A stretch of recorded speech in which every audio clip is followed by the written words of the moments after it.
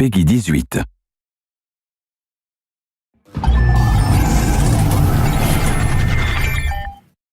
Hello everyone, I'm Colin Graham. I'm the animation director on Watch Dogs, and today I'm excited to present to you a vertical slice of the Watch Dogs free roaming experience. So actually, this is not a mission. Everything we're going to showcase today is completely systemic, and we're free to do as we please. We start off in the wards, the low-income district of our interpretation of Chicago. When creating the world of Watch Dogs, we wanted to stay true to the city and give a unique flavor to each and every neighborhood, not only in terms of the architecture, but also in terms of the people that you'll encounter and what is happening in their day-to-day lives. In the wards, you'll see working-class citizens, rusty cars, gang members, abandoned houses, and low-grade pawn shops. It's really not the kind of place that you're going to want to be alone after dark. Nowadays, modern cities are increasingly managed by software, controlling traffic lights, electricity grids, and surveillance systems. In our version of Chicago, this management software is called Ctos, or the Central Operating System. The Ctos controls everything in the city, and it was created by the Bloom Corporation. Since the Ctos has been installed in Chicago, people get to work faster, the crime rate is dropped, and the communication networks are now more accessible and stable than they ever were before. It goes without saying that if everything is connected, somebody able to take over the system would be extremely powerful. At this point in the game, we don't have control over this district's CTOS system. The icons that you see over people's head mean that we cannot hack into their mobile devices at the moment. We need to find the CTOS control center, install a backdoor virus into the system to take control over all of the infrastructure in this district. There it is, the CTOS control center.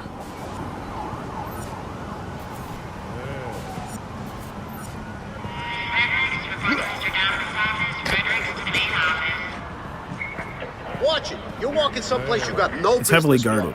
Let's see if we can find the server access codes from a distance. With cameras, we can explore restricted areas without being spotted, tag different guards, and access details on their lives. What the hell is she doing with that weasel motherfucker? It seems that Bloom employees all have a sort of shady past. There it is, the access code to the server room. Unfortunately, we can't access the server via the cameras. We need to sneak inside. One thing that was really important to us when we designed Watch Dogs was to fully support different player styles. Every situation in the game can be tackled the way the player sees fit. In this situation, we can go all out guns blazing, completely stealth without the guards ever seeing us, or we can hack from a distance without ever setting foot inside the restricted area. Let's hack this forklift. Aiden can use the environment to distract and lure guards. Pretty much anything you hack has multiple functions. So, for example, you could use this forklift to access the roof, or you could use it to create cover. Hacking in Watch Dogs is all about player expression. Let's set an improvised explosive device so we can hack it a little bit later.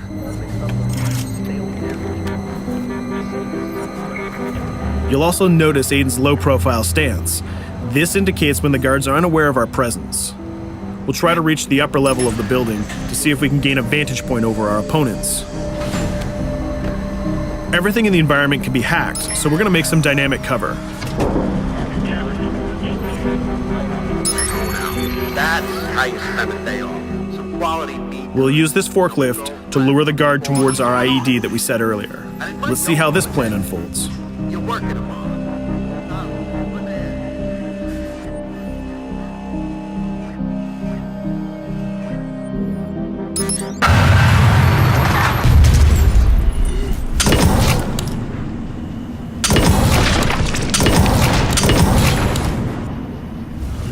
What you just saw is called focus. It represents Aiden's analysis capabilities and his quick reflexes.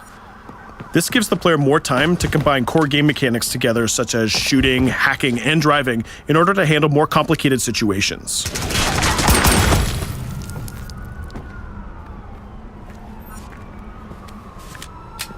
Now we can access that control room.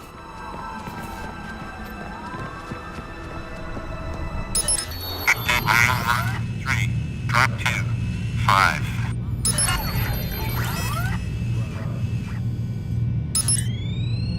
Now we'll be able to hack all of the devices connected to the CTOS within the districts. Thousands of cameras, traffic lights, the electricity grid, and most importantly, all of the citizen information profiles. We can also benefit from the Chicago Police Department Crime Prediction System, which uses facial and pattern recognition to spot potential criminals or potential victims.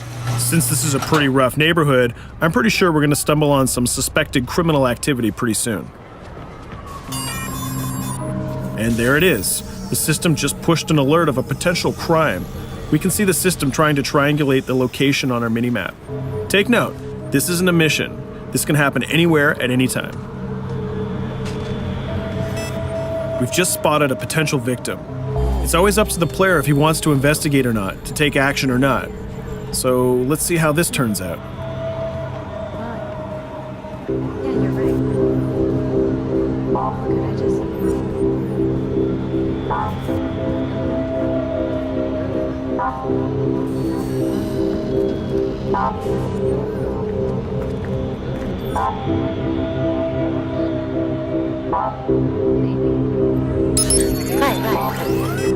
You think you're leaving me? Huh? Jesus, I told you to stay away from me! You belong to me now. Get it? You better leave or I'll call the cops! I'll fucking kill you, goddammit! Get off! Yo! That was close. Good thing that we intervened. We managed to prevent the crime, but we triggered a chase. From here, the criminal's behavior is unpredictable. He can try to get away, shoot back at us, surrender, or call for backup.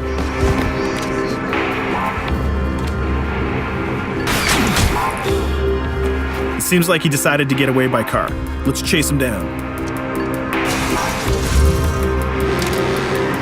In Watch Dogs, we have a wide variety of vehicles. Each one of them has their own unique properties and handling. Let's see how we can use the Ctos to our advantage to neutralize this criminal and leave the cops to deal with him later.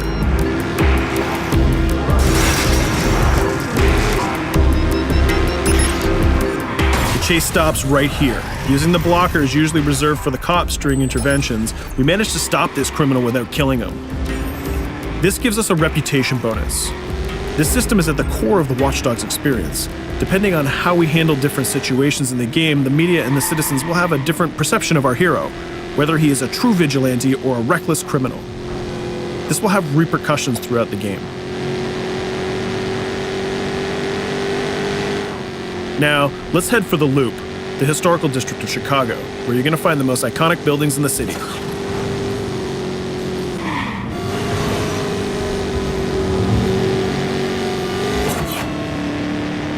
We're going to go to a gun shop to see what arsenal is available for players. The economy is a big part of Watch Dogs. Players will be able to grow their arsenal with weapons and craft their tools in order to increase their power and their hacking abilities.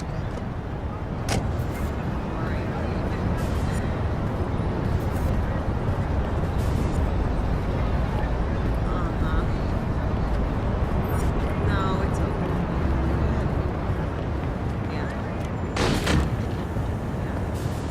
You will find all of the weapons that you would expect in a traditional shooter. Pistols, assault rifles, guns, sniper rifles, and grenade launchers, just to name a few. A lot of bullets were fired in our last encounter with the Ctos guards. Let's stock up on some more ammo. Finding everything.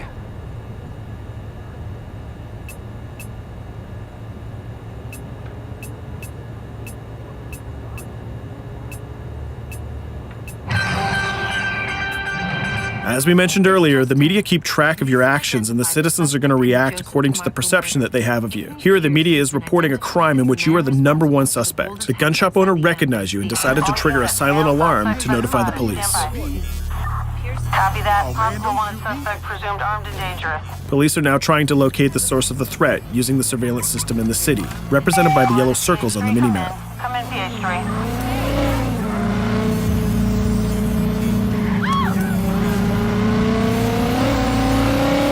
Aiden is able to stall their efforts by hacking into their communication systems while avoiding the scanning areas.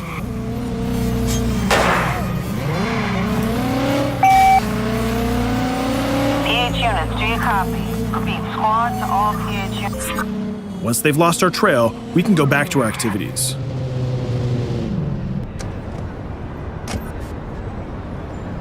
One thing that Bloom did to win over the population of Chicago with the Ctos project was to install free Wi-Fi hotspots throughout the city. Free Wi-Fi is cool, but not very safe with someone like Aiden Pierce around.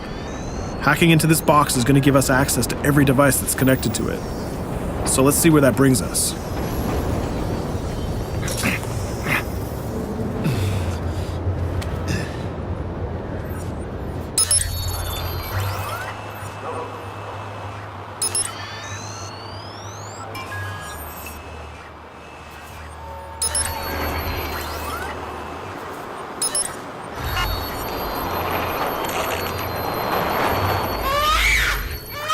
We just hacked into the webcam of a laptop. It seems that we're in the apartment of a mother and we can hear her baby crying in the background.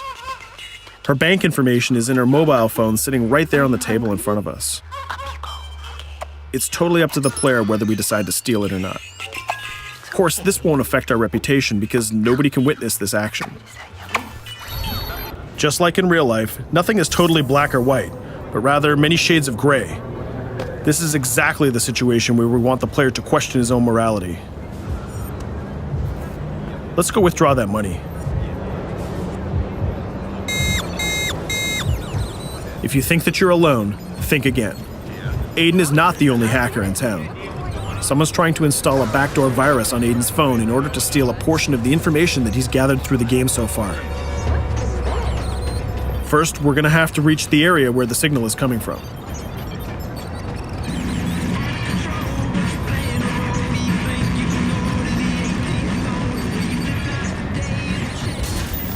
Using our profiler, we're going to try to identify the hacker before the installation finishes.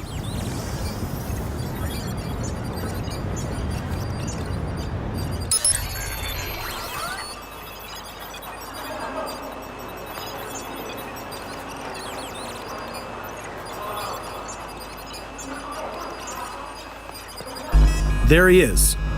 In Watch Dogs, things aren't always what they seem to be. This is actually another player that seamlessly came into our single-player experience. Let's not let him get away with this. We're going to teach this guy a lesson.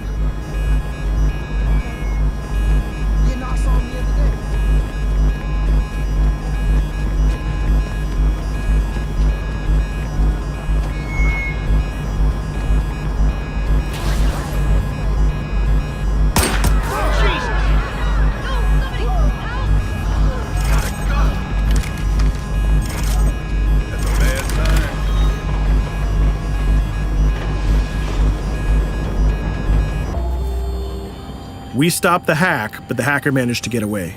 I don't know about you, but we can't let this pass by. We need to retaliate. Using the grid, let's see if we can find that second player.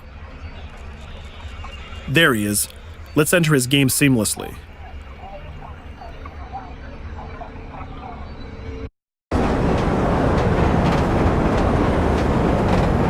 The second player is not yet aware of our presence. If we act carefully, he might think that we're one of the many NPCs in the city.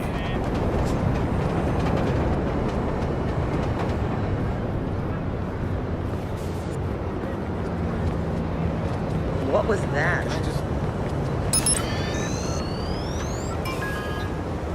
So let's find a place to hide and start hacking. What's going on?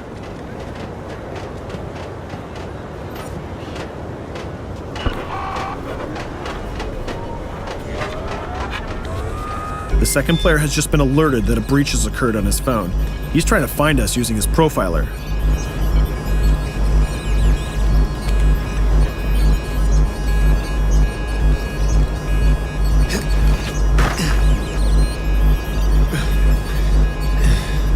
He's dangerously close. Let's hide in the car.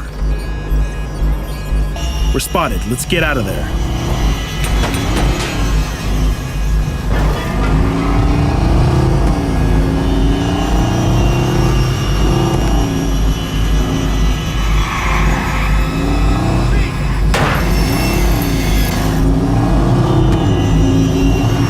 Let's set up an ambush right here. By dragging the other player back here into the alley, we make sure that no civilians get hurt during the firefight. We didn't succeed in hacking the second player, but we did get a little bit of revenge. So that's what we have time for today. We hope you enjoyed our quick gameplay session. Stay tuned for more about Watch Dogs.